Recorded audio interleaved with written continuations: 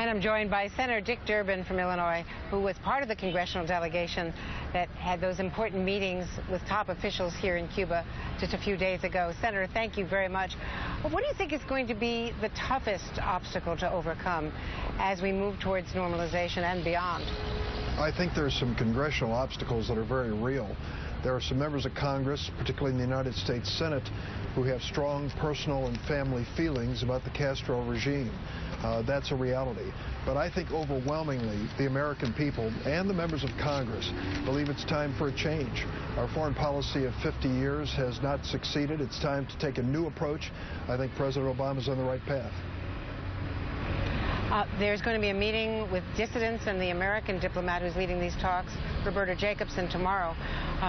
Do the Cuban government officials have to realize that this is part of an agenda, an American agenda, or is this another potential hurdle, the different views of what human rights means on both sides of the Florida Straits?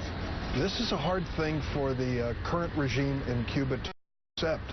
But Americans, by their nature, visit countries and try to hear both sides. When we visited and met with what they call civil society or reformers, there was pushback from the Castro government. They didn't like the idea. But I've said to them, if they want to come to Washington, D.C. and meet with Fox News, we won't take it personally. So, you know, it's just the way we do business. And what did they say to you exactly when you say there was pushback? How upset do you think they were? Was it pro forma or were they really offended? Well, I can't tell you, Andrea. We're at the earliest stages of a new relationship, and I don't want to exaggerate it. We met with Bruno Rodriguez, their foreign minister, for a lengthy meeting, a very positive meeting. So this was one of our problems, one of our challenges, but I think we worked our way through it. What do you think the advantages are for American business, and particularly agriculture? You're from the Midwest, from Illinois. If this actually works and if exports can begin flowing in these areas? Well, there are opportunities. It's not a huge nation, but it's an important nation. And the fact that powdered milk in Cuba today comes from New Zealand instead of the United States because of our embargo, it's just one single product that you can point to. So there are opportunities there. But you can't visit Havana, Cuba today, which I did for several days, and not come away with the belief that the opportunity is there, not only for economic development, but also for tourism. And I'm hoping that we can work together to achieve that. And what about the internet? American companies, global companies going in and trying to build the infrastructure.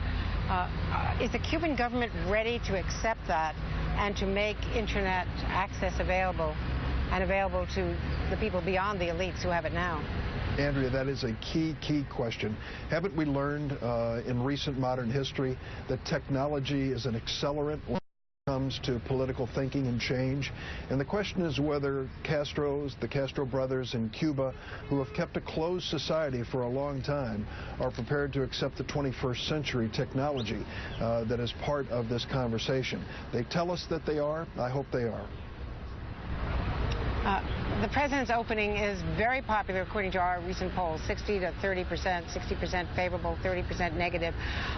Will that move the needle at all on Capitol Hill?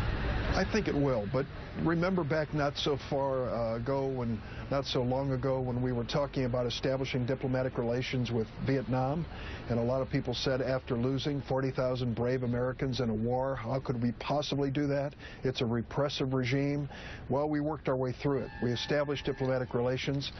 We don't agree with all of the policies in Vietnam, but I think both nations are better off because we have diplomatic relationships that have led to more understanding.